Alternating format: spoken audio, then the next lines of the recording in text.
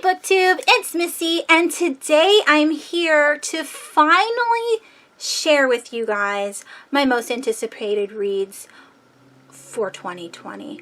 I have been researching for days now. If you are my friend on Goodread, I have bombarded, my Goodreads feed with all of the books that I've added to my TBR. I also normally post these every month so that way you guys know what's coming out. I stopped doing most anticipated reads videos last year. I think this is the first time I've done one in a little over a year, and it's going to be very all over the place because I'm not doing it by month anymore. I'm doing it in chunks. So with that being said, this is going to be most anticipated reads from 2020, but from January through July, and August through December will be later on. I do have adult and YA. Depending on how long this particular video is, I will make two parts. It'll be adult most anticipated reads, video 1, and then it'll continue on. It'll continue on, and then I'll do a separate one for YA. If this video is not very long, then I'll just combine both of them. So let me stand here because I'm going to put all of the pictures of the books that I'm interested in reading on this side of the screen. Yeah, let's get started. A lot of these books are going to be my genres that I currently read. If you're new to my channel, I read majority horror and thriller paranormal books. I have some fantasy sprinkled in. If it's fairy tale fantasy, I don't like reading kingdom epic fantasies. So if there's a princess in it, or a king, or some kind of political intrigue, it's probably not going to be on this list. I do read adult and YA, and I do read middle grade. So there's no middle grade, there's only adult and YA, but that's also going to be sprinkled in throughout the video. Just to give you guys a heads up, because some people are really excited. They're like, well, wait, all these new releases are coming out and she didn't say any of them. And that's because it's just not my cup of tea. And I have thoroughly read all of the synopsises for the books that have come out from January through July. And I've read at least 20 comments, reviews, to see whether or not I will like this book. And if you like my taste in books, then I'm sure you will like these books as well. Let's get started, shall we? All right, the very first one that I want to talk about is The Tenant. Now, this is written by, it's not is it Katrine? There's no H. Sometimes I can't read my own handwriting. Of course, the title or the book cover is going to be here, so you'll see it. But it's like Katrine Engberg, maybe. This cover is exquisite. This is a Nordic noir mystery thriller set in Denmark, and it has to do with a brutal murder, not myrtle, brutal murder. The reason why I was super interested in this book is because the murdered victim has line patterns on her face, which is going to be like the stamp or the MO of the killer. Super excited to find out what happens with that. I'm pretty sure that this is a standalone. I always look, but sometimes I get so excited about the cover that I don't. So hopefully this is book 1, if it is a series, or a standalone, because I hate saying, oh, I really want to read this, and come to find out it's like the 3rd book or something. All right, the next one I have on here is 8 Perfect Murders by Peter Swanson. I read a book by him. This is the cover of that book. I can't remember the title right now. It was brilliant. It was so twisty. It was about these two people that met on a plane, and the guy is all like, yeah, I'd really like to kill my wife, you know, just because he thinks that she's a jerk. And the lady that's sitting next to him on the plane, she's like, I'll help you kill her. And he's like, what? And he thinks that she's just like lying, but they end up talking later on in the book. I thought that book was fascinating, so I want to read more by this author. And 8 Perfect Murders sounds right up my alley. It is based on 8 copycat murders of literary murders. Does that make sense? Hopefully that I'm reading the synopsis right, because then that sounds amazing. So I think one of the examples was Agatha Christie. So an Agatha Christie style murder copycat in modern day times.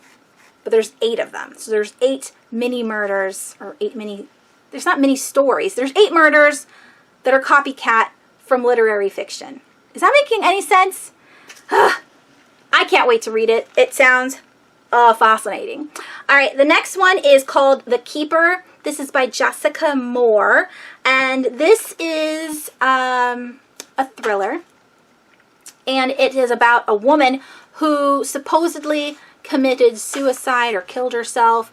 The police are going the suicide route, but she works at a domestic violence establishment, and all of her coworkers are like, that is not her style, she would never do that. So they do believe that it is murder, and they want to tie it to like a husband or something, and the cops aren't buying it. So I'm excited to read that one.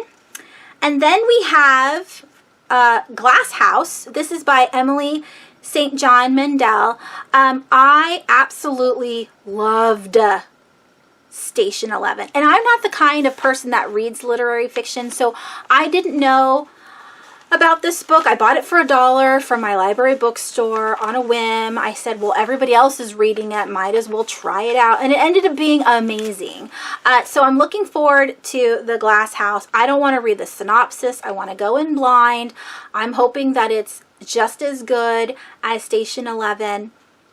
I have heard in the reviews that it is by different perspectives like the other book was, and that everything ties in, and that it flows really well. Emily St. John Mendel is an amazing writer, and so I'm definitely looking forward to this book. All right, the next one I have here is A Bad Day for Sunshine. Now this is from Darynda Jones, I think is her name. She wrote the Charlie Davidson series, which is about Grim Reapers, and I've always wanted to read this series, but it's like 13 books long or something crazy, and I don't even know if she's done writing that. This particular book is, I think it's another series, but it's about a lady sheriff who lives in Del Sol, New Mexico, and it's supposed to be really funny. The reason why I wanted to read her to begin with is because she writes paranormal comedy books, kind of like Christopher Moore. I've never read Christopher Moore, but from, you know, the style of books, they both seem like they're the same kind of genre. I love paranormal humor books, and so I'm looking forward to this one. I don't know what the paranormal aspect of the book is, but I was intrigued because 1, it's an author that I've been dying to read, and 2, I never hear anything about New Mexico. I don't know anyone from New Mexico. I've never been to New Mexico. New Mexico is never on any news outlets. Nobody talks about that state. It's always like Utah or Arizona or, you know, Texas. Never Nevada, because there's Las Vegas. Never New Mexico. So I'm looking forward to reading more about this state and these characters. And then we have Catherine House, which is exciting. I mean, look at this cover. It's gorgeous. This is by Elisabeth Thomas. She is a Black author, so let's definitely read her. It's a gothic horror murder mystery set in a school surrounding a secret society. All about that. All about that. So definitely check that one out. I know I am. All of these books are on my wish list because I need them now. All right, and then we have His and Hers. This is by Alice Feeny. I've never read Alice Feeny before. I've seen her books on like Goodreads and on BookTube, but I've never read anything by her. But the cool thing about this one is it's kind of reminds me of Sharp Objects by Gillian Flynn. If you have read Sharp Objects, you know that the main character is a reporter. She has to go back to her hometown to like, you know, write a story on the murders that are taking place there, and then she meets a detective and they kind of have a thing going on, but that detective's an ass. I didn't like him. But this one is kind of on the same wavelength. Our main character is a BBC TV presenter, and she's sent to her old town to cover a murder. So if you liked one, you might like the other. I don't know, I've never read it, but and it's not part of the synopsis, just I read so many books that, you know, I can parallel them. And this one kind of sounds like Sharp Objects. All right, and then we have, let me turn the pages a little bit. A little bit. All right, then we have The Wise Friend. Here we go. This is by Ramsey Campbell. I think I've heard of this author, but I don't own any of his books. What drew me to this book is that it's about the occult. There is an aunt that used to write about occults and would travel to these magical sites, and so she has all of this stuff written down in a journal, and she dies, and the nephew and his son end up taking over her house, I think, or maybe they just find her journals and are so fascinated in the story that they want to go to these sites as well. At some point, the dad gets scared and decides to back off, and he's not going to look at these sites anymore, and he's not going to read the journal anymore, he's not going to like explore anymore, but the son is still super intrigued, and so the son and his girlfriend end up going, and it's a gothic horror supernatural book, so I'm definitely looking forward to that one. And then we have The Return by Rachel Harrison. Now remember, there is going to be multiple videos, so if I'm missing anything in this video, please let me know down below, but it might already be on my list. I can't make hour-long videos. It takes forever to edit. So with that being said, the next book is, like I said, The Return by Rachel Harrison. This is a book about a best friend that goes missing, and exactly 2 years to the day, she reappears with no memory of what happened while she was gone. So that one is a horror thriller mystery. You know my buzzword of amnesia. Any book that has a girl that has a missing memory, I want to read it. I want to know what happened because I'm all about the brain, right? All right, next we have The Deep. This is such a gorgeous cover. I love blue. This is by Alma Katsu or Katsu. I do own her Taker book I bought years and years and years ago. This one's so exciting. This is a horror historical fiction mystery set on the Titanic. Yes, that's all I'm going to say about that. I'm excited. I want to read it. And then we have 2 books that I'm interested in reading. I'm going to have to read the first one, obviously. So I'm going to talk about both of them. The first book is The Last to See Me. This one came out 2 years ago, I think. And this is by M. Dressler. And now this year, her book, I See You So Close, is coming out. Or, sorry. Let me pause in this video really quickly. When I said I would be telling you books that I am most anticipating from January through July. What I'm saying is all of these books are available for purchase right now. When I say July, even though we're in July, I'm not going to discuss any books that have not come out yet. Let's continue. So the sequel is called I See You So Close. So here is the picture of that one. This is a duology, I believe, and it's a ghost story. I like ghost stories. So when I read Ghost Story, I just put it on the list. The covers are cool, and I've never read this author before, so I wanted to give her a try. And then we have Malorie, the sequel to Bird Box by Josh Malerman. I forgot this book was coming out. I really did. It just came out yesterday. Penelope told me today in a text message that Malorie was out, and when she said it, she wrote Malorie wrong, and so I looked it up and I was like, what is this book, Malorie? And then when I was looking through all of the books that I wanted to share with you guys today, I realized, oh yeah, the sequel to Bird Box is now out. It came out on the 21st of July. I don't know when this video is getting posted. So when I say yesterday, I mean July 21st. It came out already. You can already buy it and read it. Reviewers have said that it is scarier than Bird Box. I have never seen Bird Box, the TV show movie. It was a movie starring Sandra Bullock.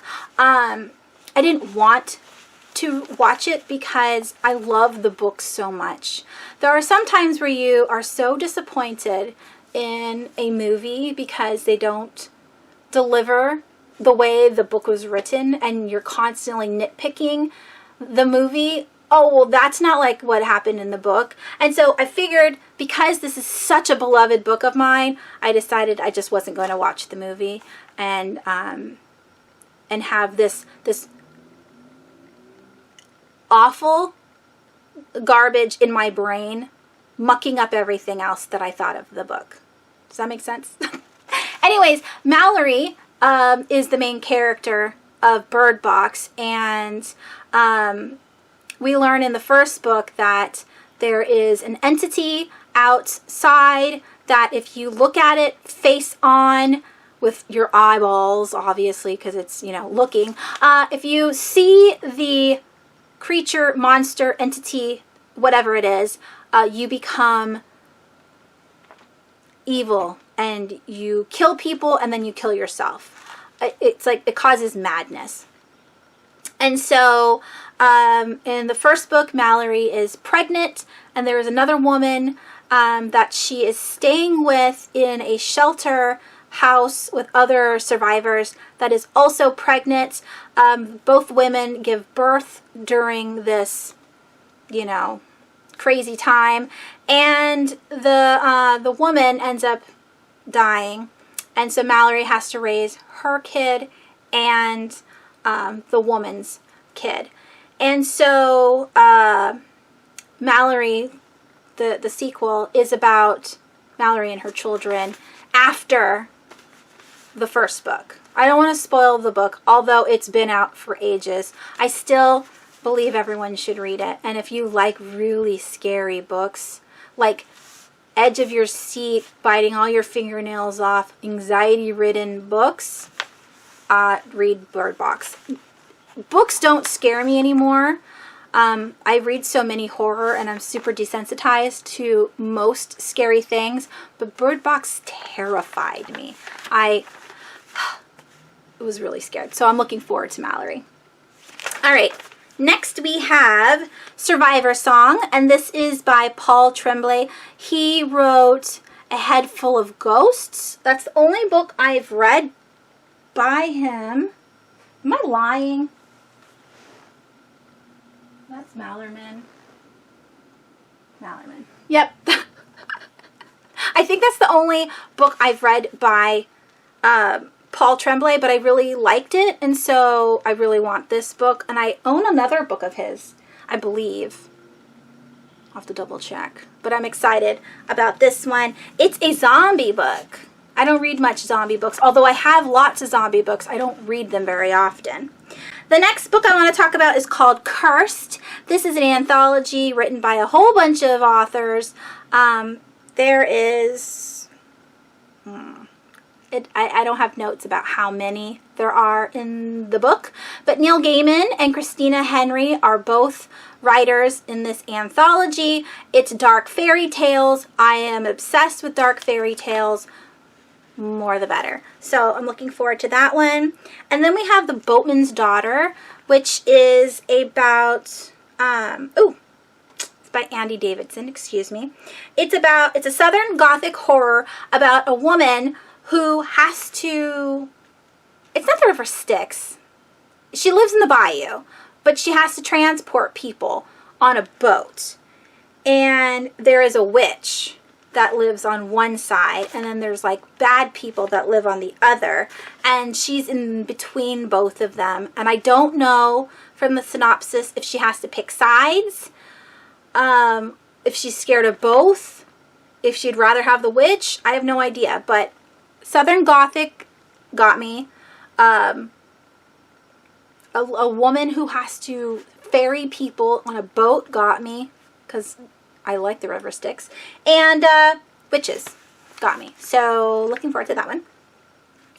Every time I say looking forward to it, take a sip of a beverage. It could be lemonade. It could be vodka. Whichever you prefer. It could be both, because lemonade vodka is delicious. All right. The Sundown Motel. This is by Simone St. James. I discovered this author years ago, like 5 years ago, because she writes ghost historical fiction books, and I'm obsessed with ghost stories. I love historical fiction, and I've never read her. I think I own like 4 or 5 of her books. I've never picked her up, but I keep buying her books. I have a video, and I will leave it in the cards if I can find it, but there is a very old video of me making a video of authors that I continue buying, but I've never read books from.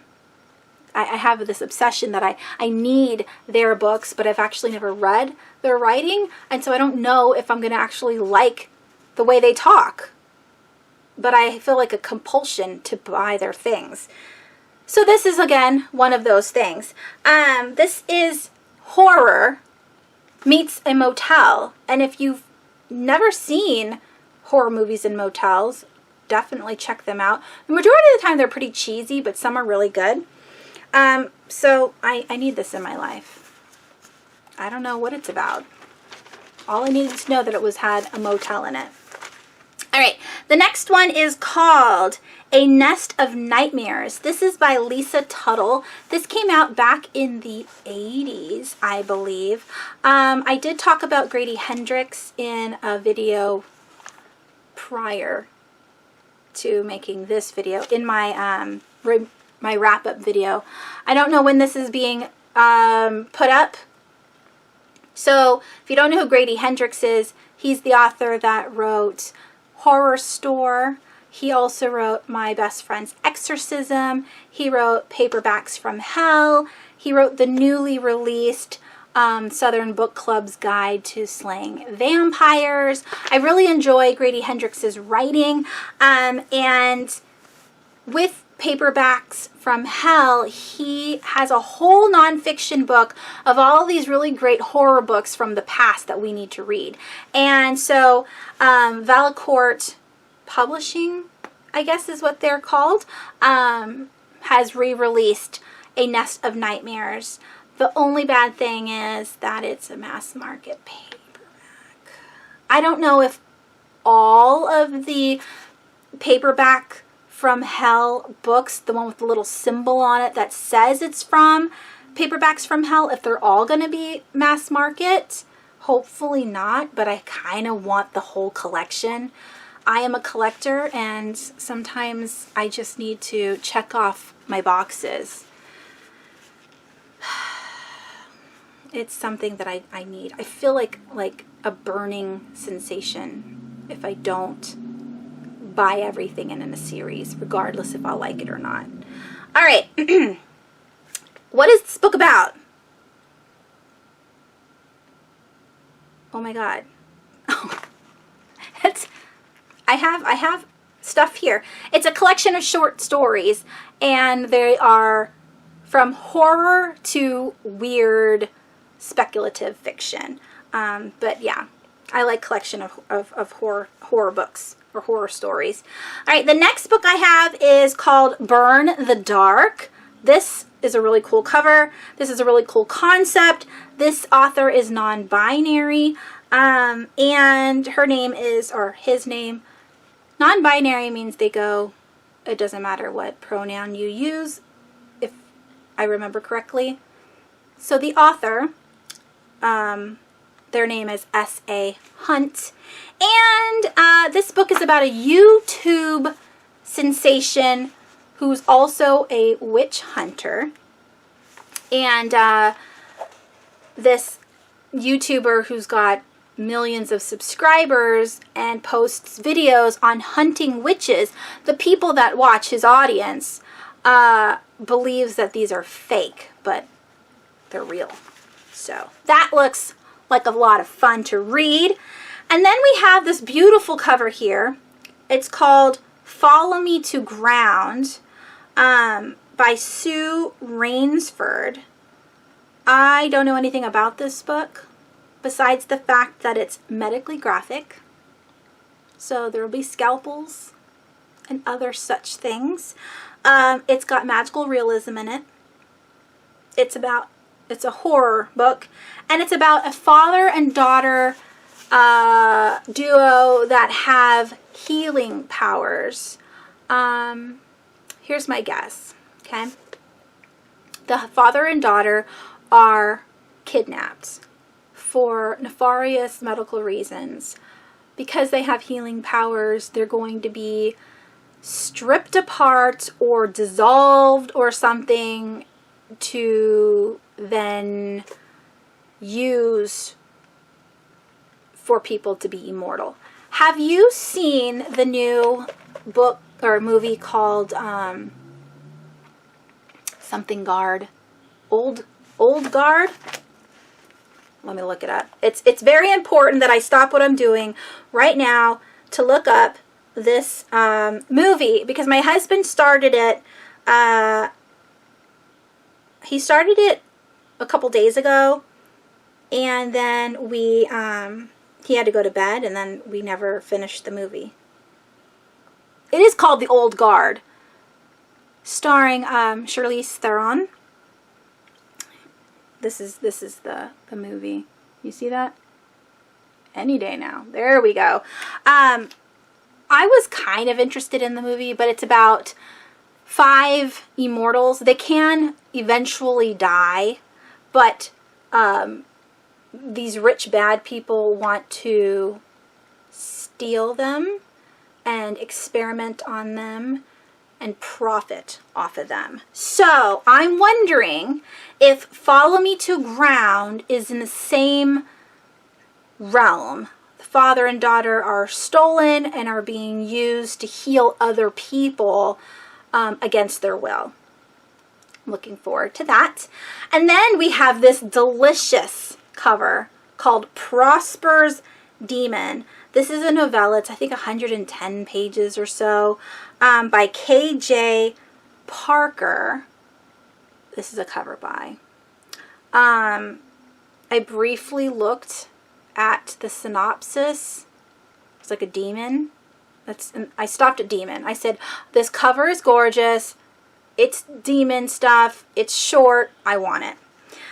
And then here we have the only nonfiction that I'm going to talk about today, and it's called Horror Fiction in the 20th Century, Exploring Literature's Most Chilling Genre. And this is by Jess Nevins. I'm just really interested in somebody else's perspective on horror. I like reading commentary, and so I'm interested in, and this isn't very long. I think it's like 200 and something pages. Not too bad, but I definitely want this. The thing is, though, I looked this up on Amazon so I could add it to my wish list, and the hardcover was $49.95. Either there's not a lot of books published right now from this actual title, or it's not published here in the US, and then I have to go to like Book Depository to buy it. Haven't fully invested that much research into this book, but I know that it's too expensive to buy on Amazon, so it's just on my wish list. So there's that one. Where am I at? 2 more for this video because we're already at 30 minutes. The next one is called Let's Go Play at the Adams. Another paperbacks from hell.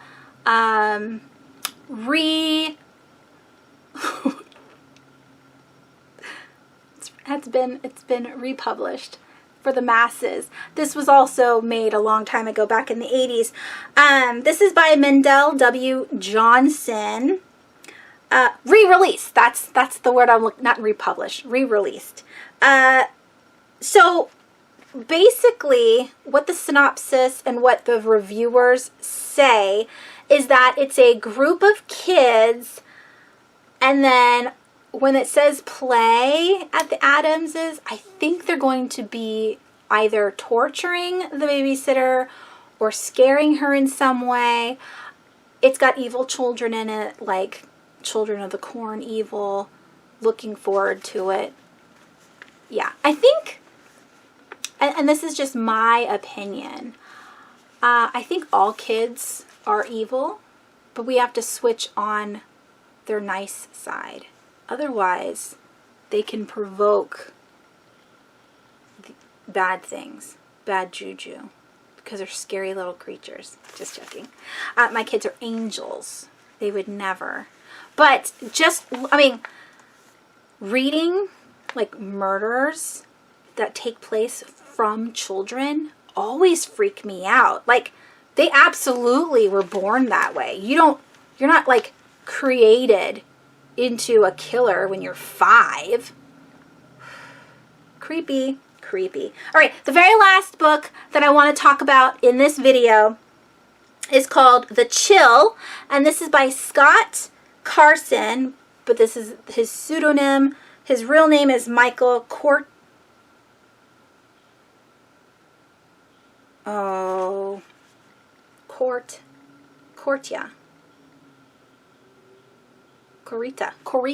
That's his last name. Michael Corita. This is a horror thriller mystery, and it's a little bit real, I think.